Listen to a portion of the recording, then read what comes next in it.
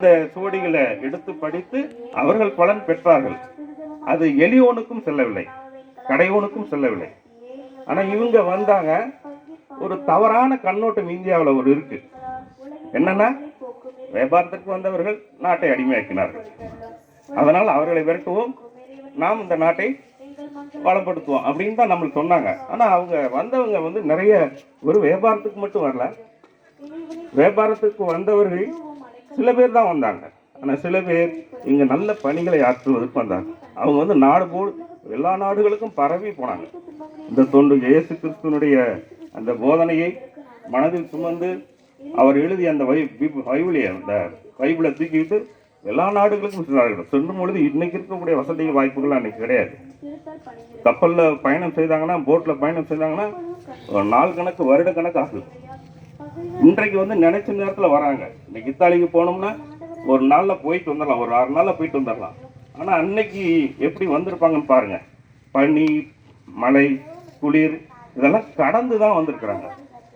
அவங்க அங்கே வசதி இருந்தாலும் கூட இயேசுவின் அந்த கருத்துக்களை உலகம் முழுவதும் பரப்பி ஒரு உலக அமைதியை ஏற்படுத்துவதற்காக அவர் வந்திருக்கிறாங்க. அதுல முக்கியமானவர் நமது வீரமாமுனிவர். வந்த அவர் சும்மா இருக்கவில்லை.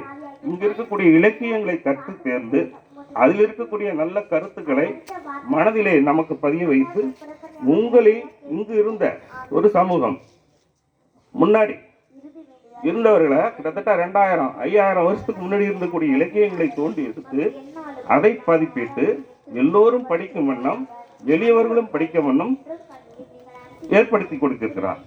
ஆக நாம் கற்காமல் இருந்த அந்த நிலையை மாற்றி சில சமூகம் மட்டும் அனுபவித்துக் கொண்டிருந்த அந்த சலுகையை, அந்த உரிமையை, நீ ஒன்னால முடியும் அப்படிங்கிறத குடிசை பகுதிகளுக்கெல்லாம் சென்று அவர்களுக்கு மெல்ல மெல்ல அந்த நம்மள்கிட்ட இருக்கக்கூடிய அந்த இயேசுனுடைய கருத்துக்களையும் சொல்லி, உங்கள்கிட்டையும் சில நல்ல கருத்துக்கள் இருக்கு, அந்த நூல்கள் இருக்கு அப்படின்னு சொல்லி அதையும் பதிவு பண்ணி, அதை மட்டுமல்ல அதை நூல்களாக்கி ஒன்லி பைபிள் மட்டும் இல்லை, இந்த இருக்கக்கூடிய இலக்கியங்கள் எல்லாம் அவர் அச்சியற்றி நிலை மலிவாக எல்லா மக்களும் பயன்பெறும் வகையில அமைப்புகளை ஏற்படுத்தி கொடுத்திருக்கிறார். வெறும் மத போதகராக மட்டும் அவர் வரவில்லை, நல்ல கருத்துக்களை மக்கள் மனதிலே ஏற்படுத்தி ஒரு ஒற்றுமையை ஏற்படுத்தியிருக்கிறார்.